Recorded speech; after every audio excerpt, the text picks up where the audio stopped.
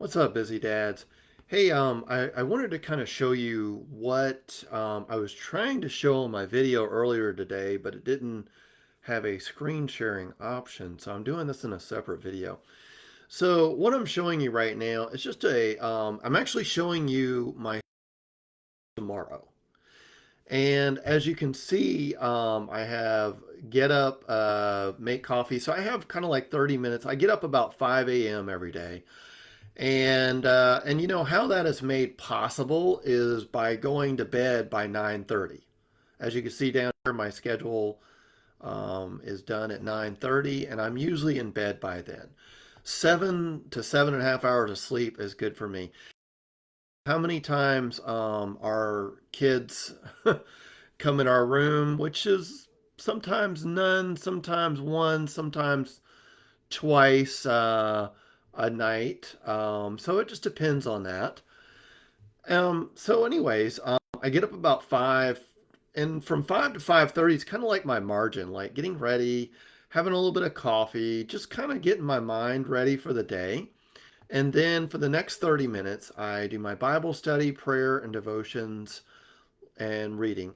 And then I do a little bit of my journal and then some mindfulness for the next 30 minutes.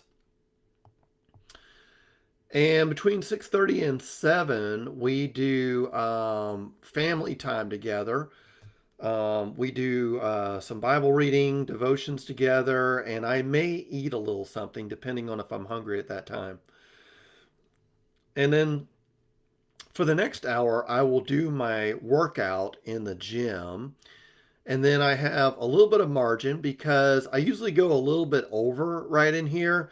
So I'll put an hour of margin right in here. And I think building margin into your schedule is a very good thing because often I've found a lot of things take longer than what I thought they would. And then right in here from 9 to 12 tomorrow, my daughter will be out of the house and my wife and son will be here, but they're a little bit quieter than if both of the kids are here together.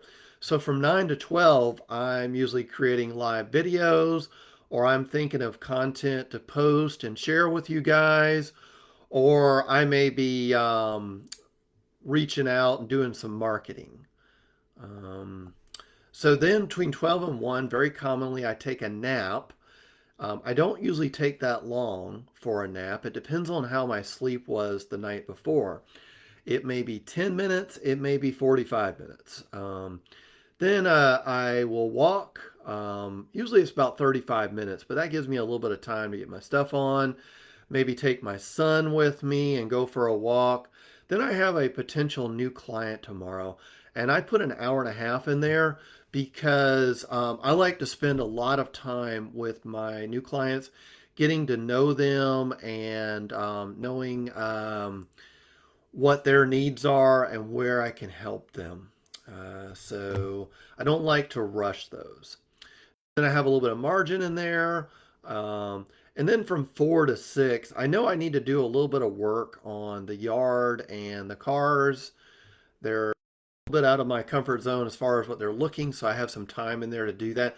And I have in the afternoon because I don't really need to be sharp for that. And that gives me a time to get outside before it gets dark and get a little bit of exercise and activity in my during that time.